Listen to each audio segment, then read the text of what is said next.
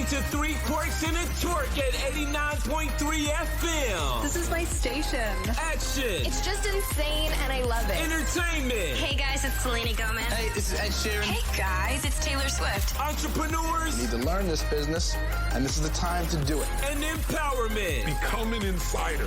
So you have to know the rules before you get in the game. It's Friday. Good afternoon. You are tuning in with the 3 Quirks at Turk 89.3 FM. Can I just share with our listeners out there, Mothership has landed. We've got 2 aliens in the studio. So this conversation is going to be very interesting today. But Valentino. Yes. Kafinti. Look, a conversation that this world, Yes. we've never had a guest like this No. on the show. And everyone has to tune in, hold on to their seats. Well, the thing is, we're talking about cosmic whisperer. A soul whisperer. And a soul whisperer. So we're talking about death, heaven, angels, aliens, past life.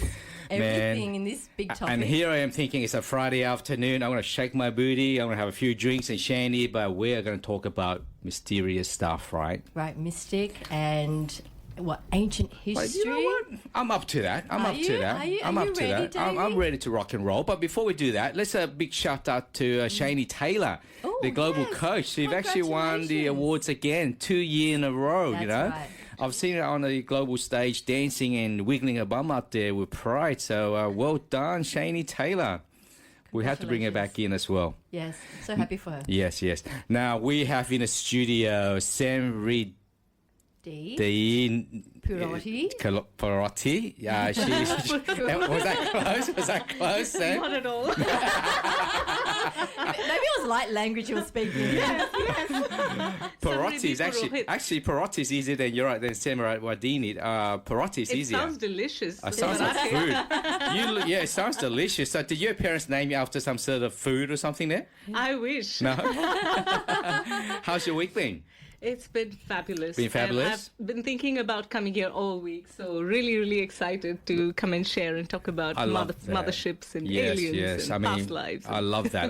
Not often do people talk about past life and mothership, but you know what? We're on air, we're the 3 Quirks, and we're going to explore a bit more what's out there in this universe. Because I know for one is that we are not alone. Right. Yeah. There's so many species out there. There's aliens, there's mermaids, there's marmaduke, you name it. They're all out there. I love that. You know, so you're in the right tribe here. I'm used to that because I'm working with Valentina here. She's the tribe from somewhere out in space. So I'm used to working with aliens. Yes. Oh goodness, Davey doesn't know yet. No. All right, so share with me. Tell me. Goodness. Joyful healer as well. Share with us what do you actually do and what do we expect from this conversation today? Right. So I'm a cosmic Akashic reader and a shamanic teacher. Mm-hmm. And I'm also an international retreat host. So I take people to Egypt and other countries, sacred sites, and we do some magical work together through light language, meditations, and healing. Yeah. So my work is to help people access that part of their soul which knows everything. And from that aspect, you can connect with all other lives, all other creations, everywhere the soul has journeyed. So all those desperate questions that sometimes people have about what is my life purpose? Why am I here? Who am I? This is one of the ways in which those questions can be answered to some extent. Okay. So who are you? Well, it's a multi-layered answer, but I would say that I am a being that's a part of Source, fractalized to be Samridhi Purohit in this timeline and reality. Okay. I've been many things before and will be many things in the future. Yeah, so your husband's okay with that? I don't have one, so that's good. I was a bit worried at first, because a lot of people get scared by things that they're not aware of or understand, right? Even family are also scared of that. But I guess in many ways, tell us a bit more. So you take people on a trip overseas to explore the magic from, say, Egypt, the pyramids. Share with us a bit more about that journey and what do people expect from that particular journey as well. Done. So Egypt and I have a very deep connection. I've had many lifetimes there, and that's actually where my story even began. Okay. I started seeing these recurring dreams where I'm this girl in Egypt, and it's some kind of an ancient timeline. And while that's going on, I uncovered through like a couple of years of that same dream coming through that there are some verifiable pieces of information. So in 2016, I took myself to Egypt. I didn't want to go with someone because I was thinking I'm going crazy. And that's okay. But I really wanted to understand if all this had some kind of reality. Okay. So I went to Egypt and I did find proof. Yeah. And so that I wrote in a chapter called My Father's Daughter in a book called Strong and Free Volume 1, which is all about remembering my other life. Yeah. And 9 years later, this year, I actually saw my mummy. Oh, wow. Hang on, when you're saying to your mummy, as in your My, mummy, Egyptian mummy. Egyptian mummy, all wrapped up. all wrapped up. Yes. So yes. what does she look like? I think I have better teeth in this lifetime. Yeah. What was it like to be in the room with the mummy?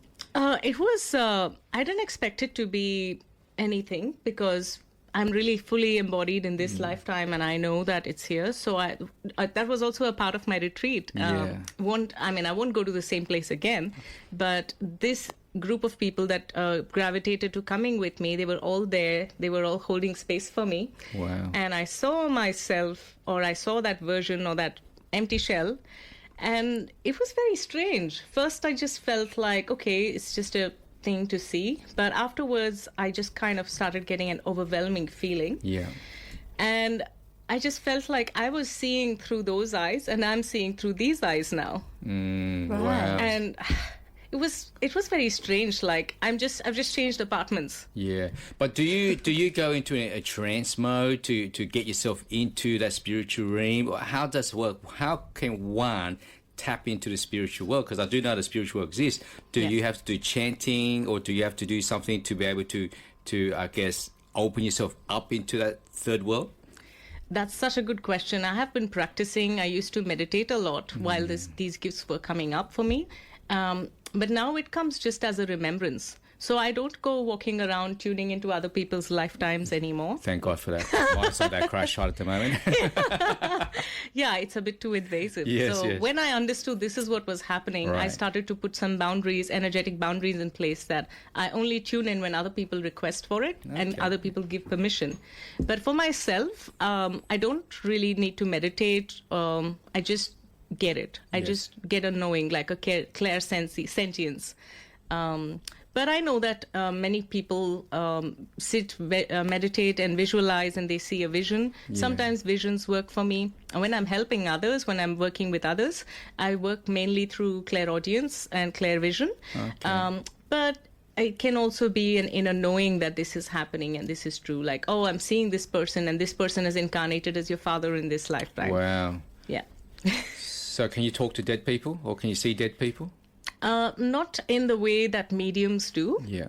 I talk in the way I communicate, or I get messages through them by them communicating with the person's Akashic guides, who are the keepers of their records, Yeah. keepers of their full history and information. Okay. And then I work with that. Okay. Because when I'm connecting with somebody's loved ones, they are in the higher dimensional versions. So that's where they are in unconditional love, they're in peace. They may have a few things to share, or they may have come to learn from the soul, but I don't really connect in a way that I'm transmuting energy or I'm helping them pass through. Sometimes it happens, but that's not the main thing that I do.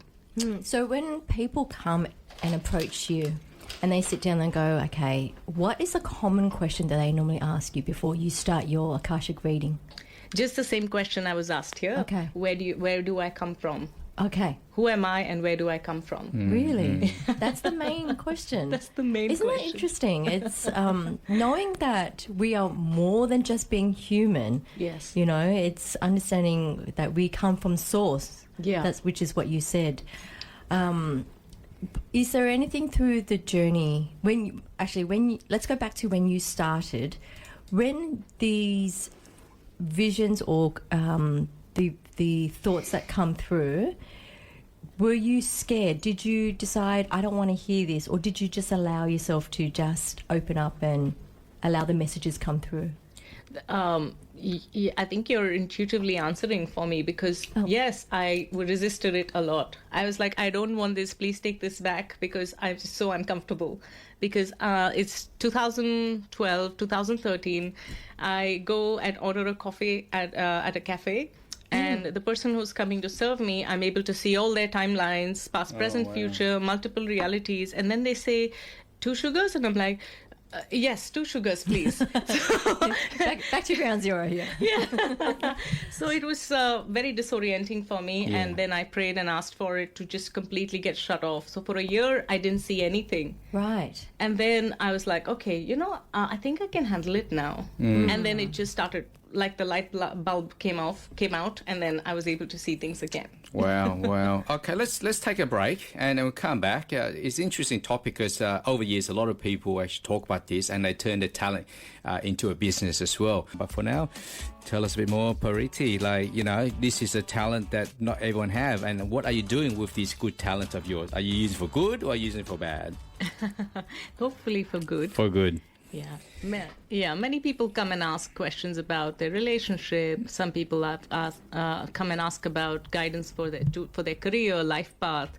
Some people want to really just know where they're living and is that suitable.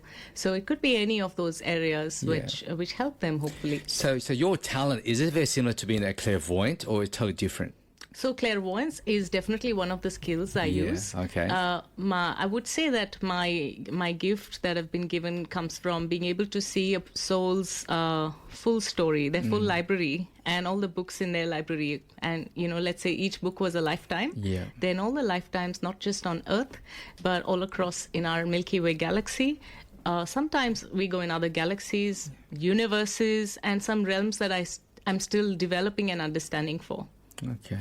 I have to add here as well, because Samridhi has taken me on a journey, and she has taken me across to different galaxies. Wow. And I have to say, it has been an eye-opener. Share the process. How did it work? Yeah, so I will. I want to say thank you so much for allowing me to see, because it's a conversation I've had when I was young. I would practice spiritual stuff, right? Yeah.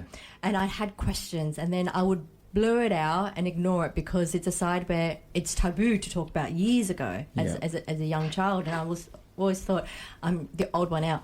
But it finally, like after 30 something years, my answer's been answered. Yeah, my question's been answered. I'm so glad. And it is about remembrance. It's about who are you, because I feel so lost.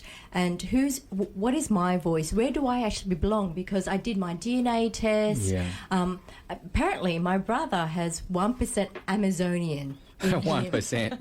Which comes back to, Samridhi said to me that I have a connection with South America, with the Amazons, but also I feel that there is a connection in many other places too. So when Samridhi was taking me through the process, I actually saw the vision inside, in my head. Wow. And I can see the galaxy, I can see the planet, and I can see places like the Lemurian place, what Lyrans look like, what I looked like almost, my Lemurian grandmother. So it's all these different... So when Samridhi take you this process, explain that and share that with our listeners. Do you have to lay down? Do you have to go to a deep trance? Do you have to fall asleep before you go into the next level? How does that work? Well, it starts off with doing a small meditation in the beginning. So I take 5 minutes to first introduce the person to what I'm going to do and what to expect. I also get a few details from the intake form, where what are you looking for from this session, or what are your questions and things like that. It gives me a little context, but it's not mandatory to answer any of that. So when we get in, we do the 5-minute meditation. And my intention always is that the person that I'm journeying with, they connect with their records as well. Yeah. And it's not just me using my clairvoyance, just telling them their records. Yeah. So that's why every single time, whatever comes in the records, the other person resonates with it because it's their records that I'm reading. When you say records, are you talking about people's memory, their database, their CPU. Is that what we're Yes, talking about? yeah. Yes, the soul okay, the CPU. soul. Okay. Yeah. So if people are feeling lost and they want to reach out to you, so you help them to reach out and find out who they are or what they are. Is that how it works? Yes. So we start with that meditation, and then the first thing that I see, which I've not been trained to do externally, but it has come from my own. I see something 19 inches above the crown. Yeah. It's kind of like a trailer to your story now. Okay. Whatever is happening in your life right now. And it's very symbolic. It's kind of like a dreamscape. Yeah. So I share that, and then I read the colors in their soul aura.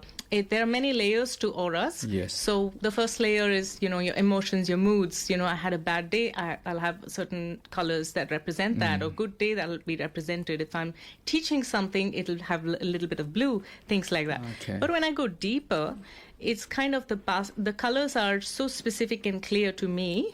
They are like passport stamps of the soul. Yeah. So I look at that, and through the colors, I start doing the journey. So I pick a color, and then through that, I start reading a story to them. Okay. Yeah. So Yeah. colors play a Yeah. significant role in this process. Yes. Right. So Samridhi, she goes into your past, Yeah. your present, and what your future. Yeah, taps possible into. future Possible, timelines. Yes, Yes. possible future. So that's similar to NLP then, like timeline therapy. Would that be very similar? Where I know that with timeline therapy, people tend to take them back to the moment in time Yeah. where they have issues or they need help, and then that's where they stop at the timeline, and then they help them move on forward. So is that very similar to the process that you're doing? Well, NLP, I'm a master practitioner in NLP, Okay. and that's kind of where my journey even began before I got into the Okay, spiritual yeah, realm. yeah. So NLP believes in a linear timeline, but in Akashic records, we move from the third and fourth dimensional consciousness into the sixth dimensional consciousness, Okay. where time and space is one. So in infinite timelines come working together. Yeah. How do you read that, and how do you journey with that? So it's similar, and yet the concept is a non-linear timeline. Yeah. Non-linear. So Yes. it's not about the frequency and all that. So it's separate and it's different again. Within the frequency, what happens is the belief system that we have past, present, future going in a straight line in the journey of your soul may be a presumption.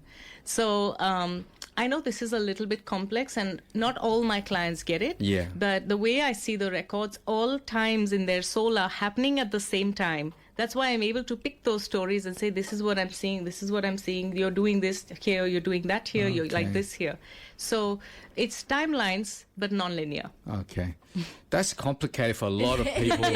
You know what I mean? Like Because we a lot see of a people just go straight through line. the bloody head. They're like, I'm like, whoa. Because you're like jumping to Yes. different It's like places. physics It's then. happening at the same time. Yes. Yes. The closest concept to that could be in quantum physics, we have a particle called neutrino. Yeah. That one particle that was that separated from God, source, wherever we all came from, that moves in infinite space and infinite time. Okay. So it gets a little bit philosophical from here. So to make it simple for my clients, I just ask their guides to give us the most relevant and relatable stories to their present. Yeah. To assist them with wisdom, with guidance, with healing, with remembrance, and then only those stories come up. Wow. It also had opened up questioning about my voice. Yeah. You know, where does my voice sit? How important my voice is, because I want to be heard, especially when you're running a business. It's important to be heard and to be seen. That's and right. to do the Akashic records to find and to remember who you are. It's bringing yourself home and going and saying, it's okay. I can become this person Yeah. because I found home. Yes. You know, which is a beautiful experience, especially for women who want to find their identity, want to find their authentic voice, but also will help with their business as So well. do you feel that you're lost, that you need to reach in there and look for your soul and soul searching? Because that's a very big task for you to be able to do that, right? Yeah. Where are you going to bloody start? Well, I've been doing soul searching for so long, and the last 6 years I've gone in depth into understanding spirituality, meditation, who I am, always questioning who I am. But I'm at this stage where I know exactly who I am. So who are you? That's a good question, right? Who are you? It's a work Who am I in working progress. with, Righty? I want to know who I'm working with. Always a work in progress. Oh, Yeah. David, you and I are just going to continue to have fun. It's a party every day with me. But it's like you come to a place of, because women have, some women, not all women, Yeah. and it may be in some men, about their worth. How important am I? What is my message? What am I like? I do know I have a future, but it helps me ground myself and go, it's okay. Like, I can surrender. Yeah. Like, now knowing what the outlook of what my past, present, and, future looks like, I feel like I don't need to know anymore. But aren't you a bit too harsh on yourself? Sometimes we're human. We are okay to make mistakes. Absolutely. We're okay to fall. Yes. We're okay to be able to do stupid things, but as long as you learn from your mistake, right? Absolutely. But so why do you feel that a lot of female species are so hard on themselves? You shouldn't be. Yeah. You know what I It mean? shouldn't be, that's true. No, that's correct. And yet, I think we're still developing into a society where the balance is happening. And as we say, the divine feminine is rising. It cannot rise without the divine masculine rising. Thank you. Thank you. Thank you. Hallelujah. I love this spirit right here.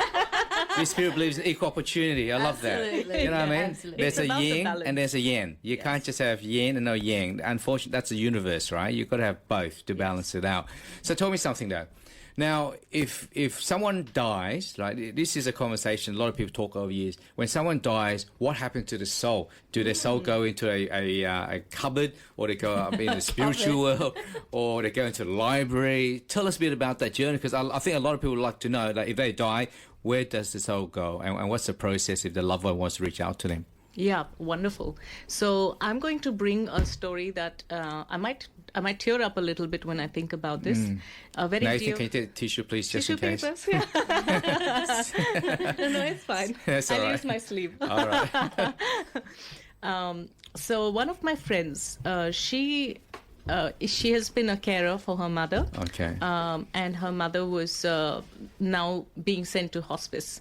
So she really desired for me to do a reading for her mother. And during that time, I had the closest vision of what the other world looks like.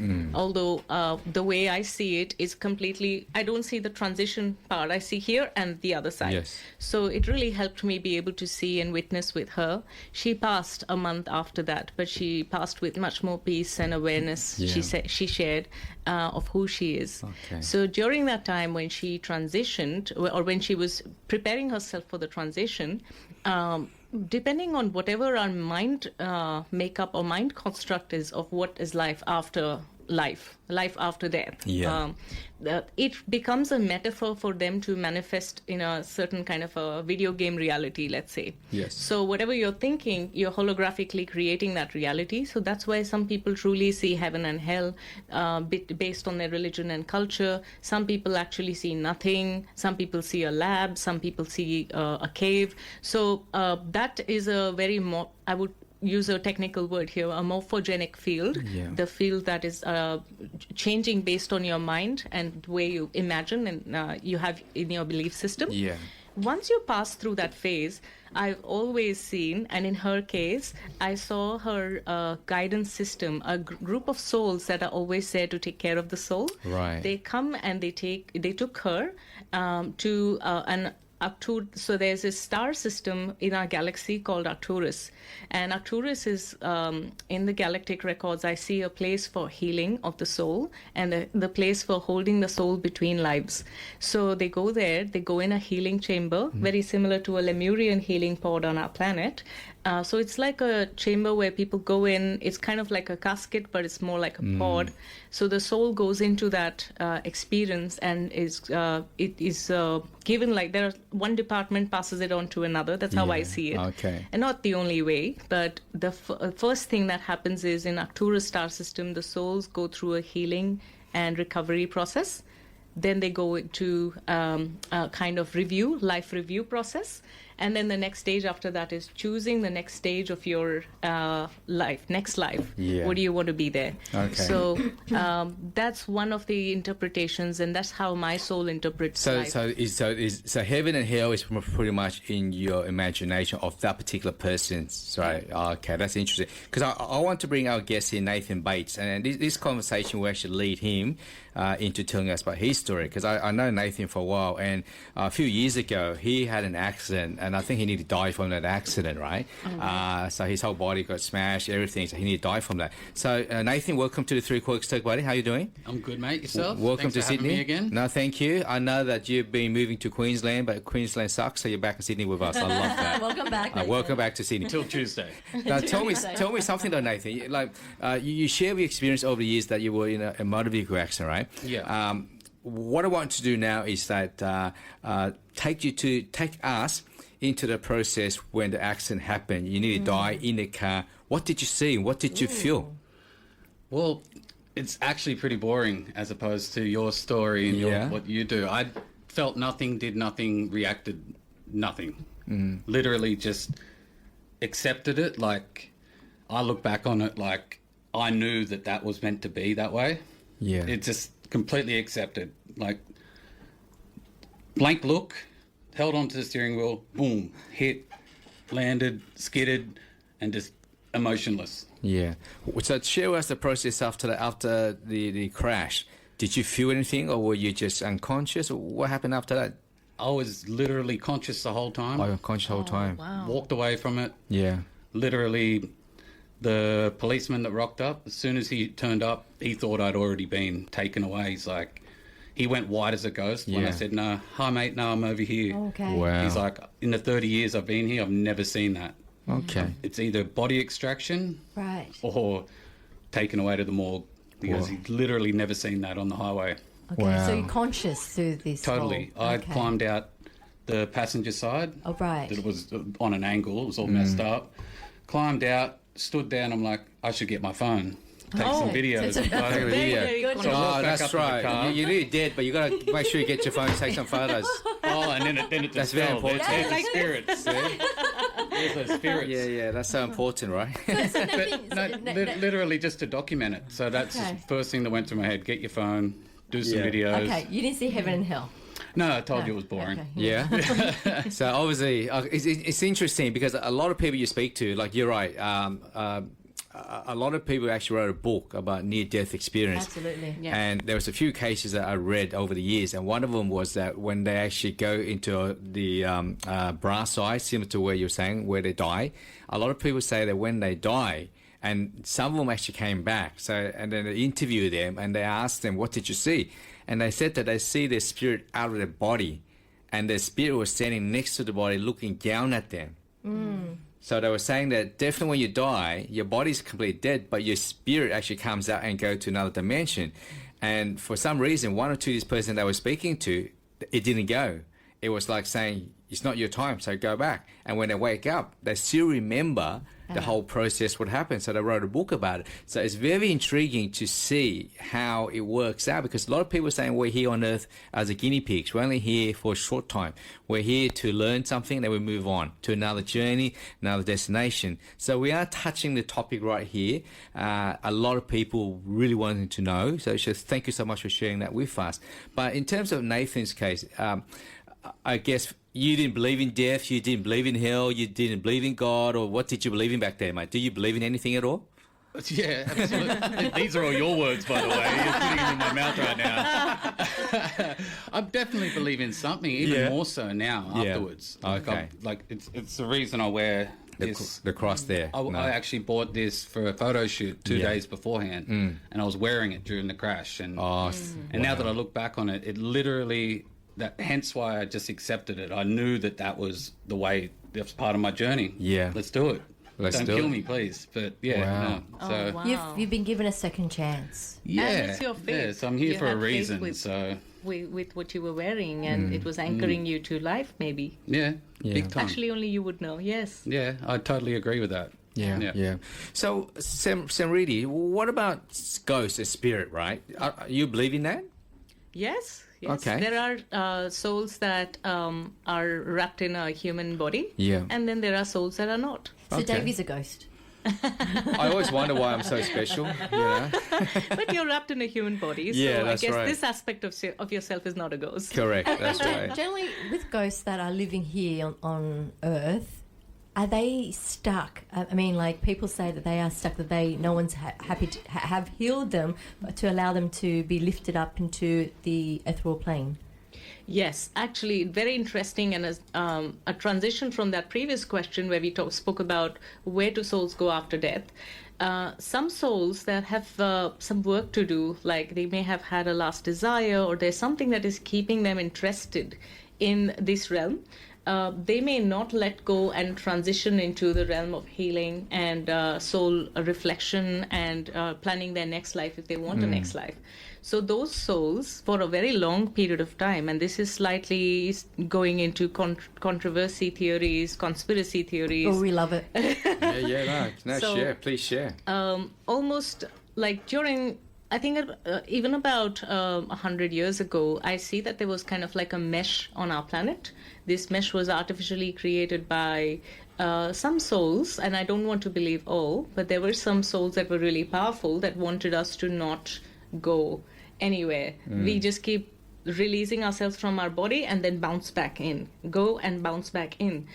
So then in that way, the soul loses the chance to do healing and choose actively what they want from their next life.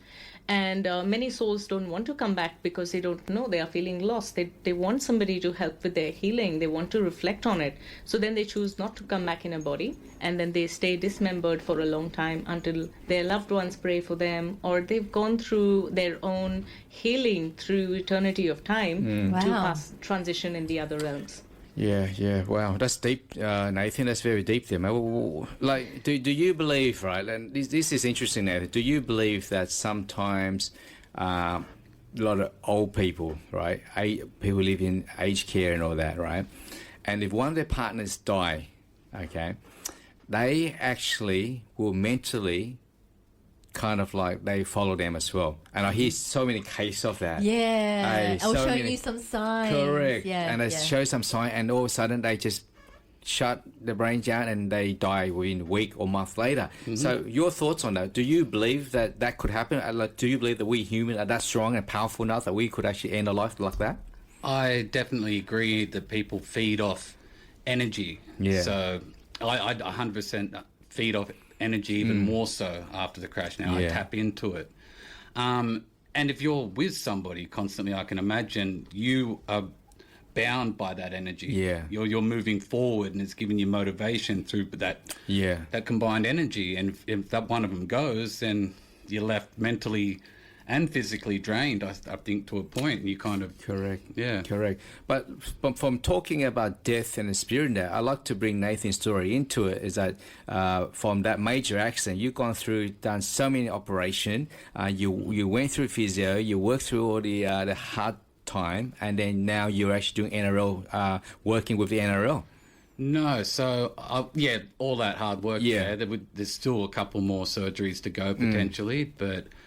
Yeah, I'm down this weekend for the State of Origin touch football trials. Yeah, nice. To play that. So, wow. And you're finding that, was it a challenge to get yourself back onto your normal self and training to be where you are now today? Yeah, all of it's been a massive journey, mentally and physically. Yeah. You know, to mentally get through it and be able to go, okay, go to the gym, do what you can do with a physical impairment. Yeah. And then, mentally get through it to the point where you can actually physically start moving it again. Right. And then, there's a lot of variables that are combined into that. So, I'm very, very proud and stoked to be where I'm at right now. So, Samridhi, what kind of aura can you see with this Nathan here? What kind of aura, what kind of spiritually can you see with Nathan? Don't let the look fool you, okay? It could be very dark and mysterious right here. Coming out of Davey's words. So I would first of all want to ask your permission if I Go can for access. it. Okay. If you're game. So as soon as I tune in to your energy field, of course, in the external layer, there's just a lot of movement happening. I'm going to go within to see what the colors are and how we can map that to your soul origins. So I'm seeing a lot of violet and a lot of indigo and red, orangish red, and then lots of green. So I know that's quite a few colors. So if somebody were to ask you, where did your soul originate from, or where did your soul journey in our galaxy, I would say that you've been a very old soul, and you started off right in the era of when humans began to experience the humanoid consciousness and the physicality. So you were there way back in Lyra. So the violet color that I see, that comes from Lyra. Then I also see an indigo, which is, it can be interpreted in different ways. In his energy, I'm seeing that as a group of kind of guardians of the galaxy. Okay. So his soul is is a fragment of that. So he's a good soul. He's a wonderful soul. Okay, so you can stay, Nathan, right? You can stay for now. Bring me in our circle. All right. Tuning in with the 3 Quirks and a Turk at 89.3 FM. That is Hey. We're here with Samridhi. Thank you so much for being here with us and sharing your journey and what you do. I guess you have to really love what you do, because if you're scared of the spirit world, then definitely it's not for you, right? But we're sharing the positive side of that. So share with us now, what's your next journey, and where would you like to go from here? Because like with your journey, you pretty much go anywhere, right? Multi-dimensional. Yeah, that's right. In which realm? Yes. So thank you so much for having me, and I would love to talk about my plans for the rest of the year. I just came back from Egypt. I took a group of people who were incredible, and we had some really, really soul-changing, transforming experiences. I'm taking another group now in October. Okay. Davey, you going to be on that trip? I actually love Egypt. Yeah, I love Egypt. And the to experience, pyramids. and to experience Egypt in a way where you can. I have a friend with whom we collaborate, and we have a private entry to the Sphinx. Oh wow! We have a private entry in that's older than the pyramids of Giza. Oh wow! And we meditate there. We go to all the ancient temples, and we connect with all the ancient spirits, ancient energies, not the bad spirits, the ancient creation spirits. And this time we're also going into Siwa Oasis, which is at the border of Libya, and if you go on the other side, Mediterranean, closest to Italy, that part of Egypt, which is really untapped. And we connect with the energies of the land there. Wow. So it's really, really exciting. They recently discovered something of interest too as well with the pyramids, right? The coils. Yeah, that's correct. The coil chambers. and all the chambers underneath the pyramids. And that's something new, like again. Well, we've known it always. We've known it for a very long time. Yeah. In the Akashic realm, I used to tune in and see that actually the actual main portion of that building is below the Sphinx. Yeah. Yep. So yes, there's more to be discovered. So why is it that a lot of people haven't discovered this over the years? I mean, like, are you saying that technology now we're more advanced, so we can actually scan the pyramids and see what else is hidden in the pyramids? Because like, it's a mystery how it's there in the first place, right? Well, it's funny that ultrasound technology has been here for a while. Yeah. And the ones who had used the ultrasound technology have known it for a while. Right. Okay. So it's only releasing now for probably, the Egyptian government and the people who are releasing it feel that it's appropriate now and that humanity is ready. Okay. But we've all known it in the spirit world for a long time. Wow. It's interesting. Okay, so where can we find you? So my website, cosmicsoulwhisperer.com. I go by the same handle on Instagram, on Facebook, on YouTube.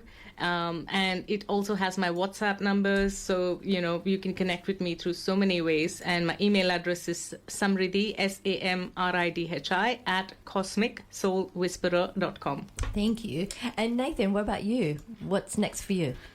The trials this weekend, so hopefully I make the team. Sure. Cool. And then I start school up at the Gold Coast for a professional acting program. Oh, That's exciting. Going to your creative side. Yes, yeah. So that's the other avenue that the car crash allowed to get out of my trade and move into the creative arts, which is exactly where I was meant to be, apparently. Nice. And I'm loving it. So yeah, anything and everything are the options right now. Yeah. Love Big that. congrats too. I hope all the best, right? Amazing.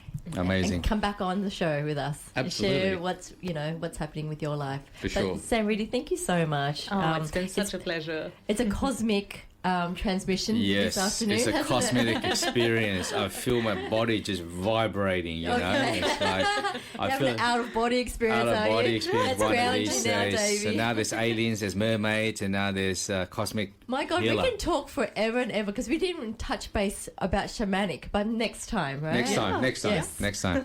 You're tuning in with 3 Quirks and Turk, 89.3 FM. Let's get a song on and we'll be right back after this with Leah Hayward.